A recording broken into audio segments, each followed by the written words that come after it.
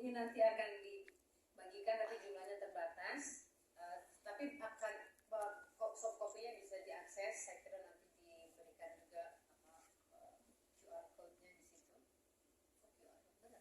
Iya, QR. Kalau yang begini, Pak. QR slide itu. Ya. QR buat bayar. Saya akan membacakan potongan saja karena tulisannya panjang, jadi saya akan membacakan petikan saja dari surat atau pertanggungjawaban pembacaan ini. Maka kita kembali pada kompetisi hadiah sastra rasa 2023. Pesertanya adalah penulis pemula, artinya dengan karya yang diterbitkan antara November 2021 hingga 2022. Tadi sudah dikatakan bahwa belum pernah menang lomba yang penting, dan baru sebanyak-banyaknya menerbitkan 3 karya. Nah, di tahun yang agak terasing ini, karena memang kemarin kita tidak terlalu serius, atau bukan tidak terlalu serius, saya tidak punya banyak waktu untuk mempromosikan betul acara ini. Jadi naskah yang masuk hanya 14 dibandingkan 41-an karya yang tahun lalu. Maka dari karya yang masuk terjaring 5 finalis berikut, urutan berdasarkan nama depan pengarang. Finalis hadiah sastra untuk pemula rasa 2023 yang menguar di Gang Mawar, karya Asri Pratiwi Wulandari. Sebuah kumpulan cerita yang dipersatukan oleh suatu lokasi atau ruang bernama Gang Mawar. Ini lebih merupakan ruang psikologis di mana tidak ada percakapan tentang kebahagiaan dan tidak ada yang bisa dipercaya lagi. Kekuatan kumpulan cerita ini adalah konsistensinya dalam membangun semesta yang absurd, kelam, dan kebas. Yang kedua, Jalan Lahir, karya Dias Novitawuri. Adalah novel yang bercerita tentang sejarah keluarga, nenek, ibu, dan anak perempuan, yang bisa saja dibaca sebagai keping-keping sisi lain sejarah Indonesia modern sebagai anak haram yang muram dan hampa cinta. Kekuatan novel ini adalah bahasanya yang kaya dan puitis, serta intensitas dari imaji-imajinya.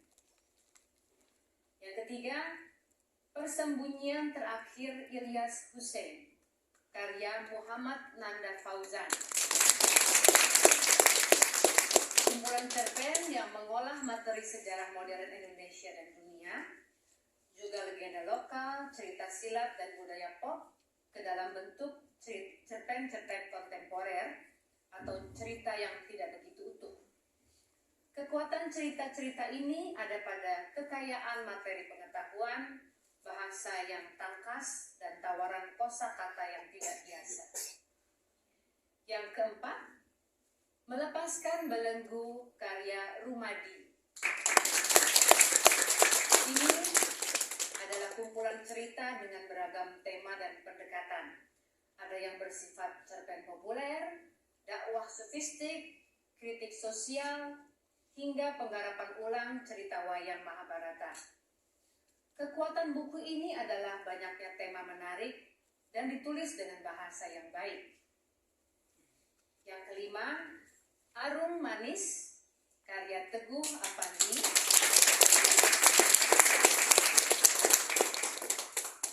Juga kumpulan cerpen yang memberi keragaman tema dan pendekatan. Diawali cerita-cerita yang bersifat cerpen urban populer, bagian tengah buku ini bergerak menjadi surrealis.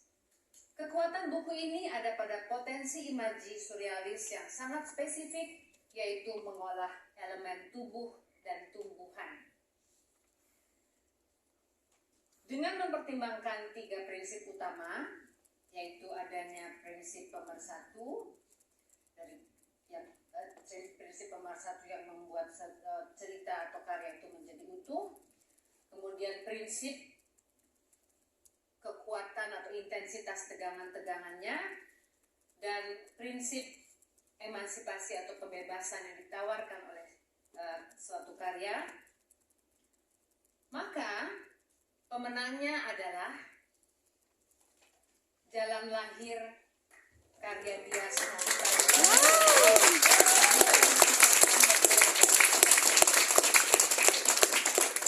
Analisa atas novel ini akan disampaikan dalam lembar terpisah, tapi saya akan bacakan sedikit ya. Dari yang bisa kita amati pada jaringan teks, teks ini nyaris merupakan 4 variasi atas tema kehamilan aborsi, kehampaan yang dibawakan dengan puitis.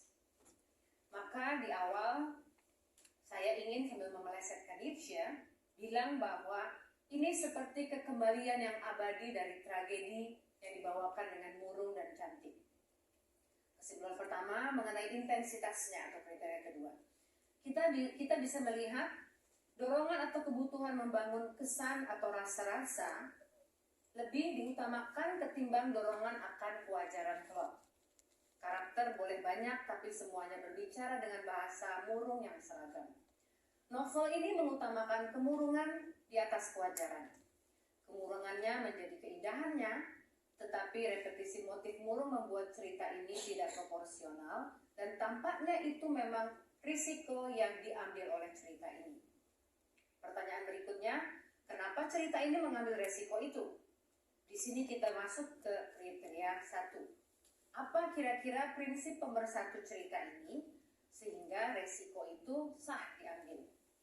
Dugaan saya, prinsip pemersatu cerita ini adalah kemurungan itu sendiri. Segalanya tampak diambil demi kemurungan. Semua elemen hadir demi kemurungan. Jika prinsip dasar cerita ini adalah demi kemurungan, maka segala pilihan tadi tampak wajar.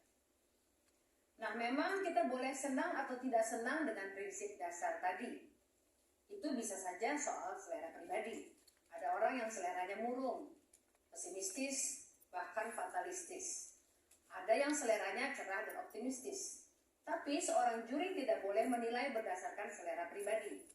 Karena itu soal ini bisa didekati dengan lebih bertanggung jawab, yaitu perihal ada tidaknya gerak pembebasan atau emansipasi atas prinsip pemersatu itu. Dengan sistem adakah pembebasan dalam novel ini? Dalam kasus ini rumusannya bisa juga demikian.